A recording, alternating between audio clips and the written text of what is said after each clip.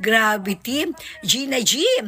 Itong USEC secretary na si Castro, bitter na bitter ang lola mo. Ginamit mo na naman yung nag-statement before ni PRD regarding sa isa sa mga way niya para maresolba ang isang kaso. Hindi magiging presidente si PRD kung isa lang siyang estupidong mamamayan ng Pilipinas. Remember, naging mayor, vice mayor, prosecutor, congressman at naging presidente ng Pilipinas siyan. Hindi mo kaya yung mga naabot ni PRD. So ano ba, tanga ba ang tingin mo sa mga Pilipino para humanga sa isang estupidong katulad ni PRD? So kailangan matalino palagi? May gulay, wag ganun. Diba? Fake news yan, fake news. Pinapaniwala mo yung mga tao na ganong klase ng opisyal ng gobyerno si PRD.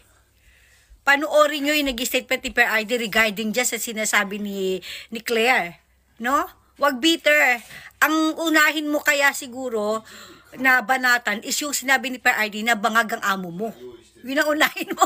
Bangag daw ang amo mo. Bakit wala kayong reaction dyan? Pa-drug test mo yung amo mo para naman sa ikatatahimik ng isip ng taong bayan. Kaloka.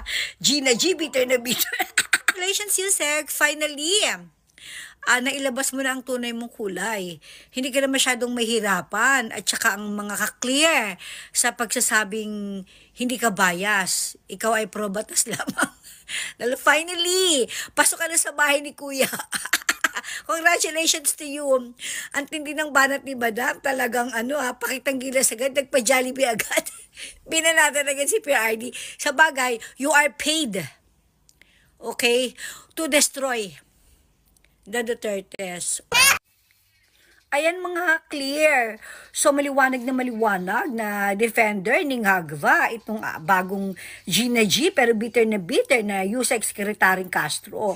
So would you mind if we asked you to ask the President na pakiclear niya ang kanyang mind? Kasi di pa man clear alam mo naman din USEC na questionable ang citizenship at ang pagkatao ng hinayupak na si Eric Sylvester.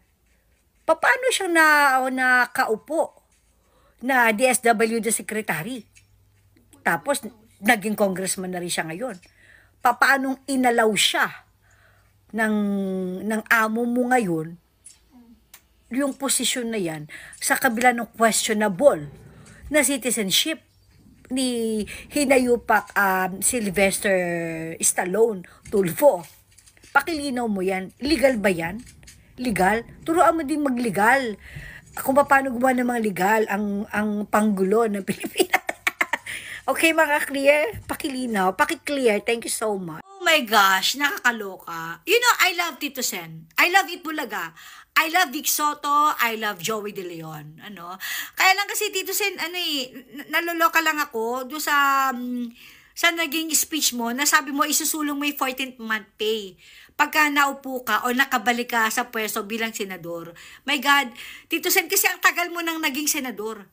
Naging Senate President ka pa nga eh. Bakit hindi mo pa ginawa dati yan? Diba? Gusto mo palang isulong yung 14th month pay. Bakit hindi pa dati? Bakit ngayon pa?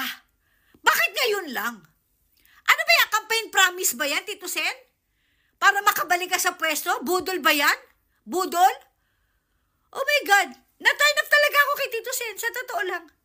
Pero kapag nalalaman na 14-month pay, ba't hindi mo sinulong dati pa yan? Tumanda ka na sa pagiging senador.